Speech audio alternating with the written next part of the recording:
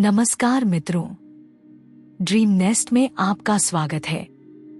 आज हम एक ऐसी यात्रा पर चलने वाले हैं जो भारतीय इतिहास और संस्कृति का अभिन्न हिस्सा है। यह यात्रा है महाभारत की। महाभारत केवल एक कहानी नहीं, बल्कि यह जीवन के हर पहलू को छूने वाली अद्भुत महागाथा है। आज हम इसकी पहली कहानी लेकर आए हैं, कुरु वंश की उत्पत्ति और भीष्म का त्यागमय जीवन। तो आइए शुरू करते हैं। बहुत समय पहले हस्तिनापुर पर कुरु वंश का शासन था। यह वंश अपने धर्म, न्याय और वीरता के लिए प्रसिद्ध था। कुरु वंश के राजा शांतनु हस्तिनापुर के सबसे योग्य और आदर्श राजा माने जाते थे। शांतनु केवल एक कुशल शासक ही नहीं, बल्कि एक संवेदनशील और सौम्य व्यक्ति भी थे। उनका हृदय इतना विशाल था कि उनकी प्रजा उन्हें पिता समान मानती थी। लेकिन उनकी कहानी वहीं से शुरू होती है जहां उनका जीवन बदल गया। एक दिन राजा शांतनु गंगा नदी के किनारे टहल रहे थे।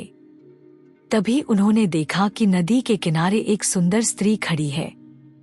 उसका सौंदर्य ऐसा था मानो साक्षात प्रकृति ने स्वयं उसे गढ़ा हो। शांतनु ने उस स्त्री से बात करने की कोशिश की और जानना चाहा कि वह कौन है। वह मुस्कुराते हुए बोली, मुझे जानने की जरूरत नहीं। यदि आप मेरे साथ जीवन बिताना चाहते हैं तो आपको मेरी एक शर्त माननी होगी। राजा ने पूछा, शर्त क्या है? गंगा ने कहा, आप मुझे कभी रोकेंगे नहीं और मुझसे कोई प्रश्न नहीं पूछेंगे। राजा ने उसकी शर्त मान ली और उनसे विवाह कर लिया। विवाह के बाद राजा शांतनु और गंगा का जीवन बहुत सुखद बीता। लेकिन समय के साथ गंगा ने एक एक करके अपने बच्चों को जन्म दिया और हर बार नवजात को नदी में बहा दिया। राजा शांतनु यह देखकर व्यथित हो जाते, लेकिन उन्होंने गंगा से कुछ नहीं पूछा क्योंकि उन्होंने शर्त मानी थी। जब उनकी 8वीं संतान का जन्म हुआ तो राजा से रहा नहीं गया। उन्होंने गंगा को रोकते हुए कहा, कृपया यह मत करो। मेरे बच्चों को नदी में क्यों बहा रही हो? गंगा ने धीरे से मुस्कुराते हुए कहा, राजन, आपने मेरी शर्त तोड़ दी। अब मुझे आपको सच बताना होगा। गंगा ने राजा को बताया कि ये 8 वसु थे जिन्हें एक ऋषि ने शाप दिया था।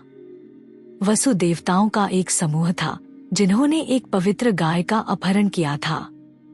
उनके इस कर्म से ऋषि कुपित हुए और उन्हें धरती पर जन्म लेने का शाप दिया। गंगा ने कहा, मैंने इन वसुओं को शाप से मुक्त करने का वचन दिया था। यह 8वां वसु देवव्रत एक विशेष भाग्य लेकर आया है। मैं इसे लेकर चली जाऊंगी, लेकिन इसे योग्य बनाकर तुम्हें सौंप दूंगी। यह सुनकर राजा शांतनु स्तब्ध रह गए। कुछ वर्षों बाद गंगा देवव्रत को लेकर वापस आईं। वह एक सशक्त, विद्वान और पराक्रमी योद्धा बन चुका था। उसने अपनी शिक्षा भगवान परशुराम से ली थी और वह धर्म का पालन करने में अद्वितीय था। देवव्रत को हस्तिनापुर का उत्तराधिकारी घोषित किया गया। लेकिन उनकी कहानी यहीं समाप्त नहीं होती। उनके जीवन का सबसे बड़ा मोड़ तब आया जब राजा शांतनु ने दूसरी बार प्रेम किया। राजा शांतनु को सत्यवती नाम की एक मछुआरिन से प्रेम हो गया। लेकिन सत्यवती के पिता ने शर्त रखी कि उनका पुत्र ही हस्तिनापुर का राजा बनेगा। राजा शांतनु इस शर्त को मानने में असमर्थ थे। यह देखकर देवव्रत ने स्वयं सत्यवती के पिता से भेंट की और एक ऐसी प्रतिज्ञा ली जिसने इतिहास बदल दिया। उन्होंने कहा, मैं जीवन भर ब्रह्मचारी रहूंगा और हस्तिनापुर के लिए अपना जीवन समर्पित करूंगा। उनकी इस प्रतिज्ञा के बाद देवताओं ने उन्हें भीष्म की उपाधि दी। मित्रों, यह था महाभारत की शुरुआत का पहला अध्याय। भीष्म का त्याग, बलिदान और धर्म का पालन हर किसी के लिए प्रेरणा है। अगले एपिसोड में हम जानेंगे सत्यवती और शांतनु के विवाह के बाद की घटनाएं और महाभारत के अन्य पात्रों की कहानी। इस पूरी श्रृंखला को देखने के लिए हमारे चैनल को सब्सक्राइब करें और बेल आइकन दबाएं। धन्यवाद।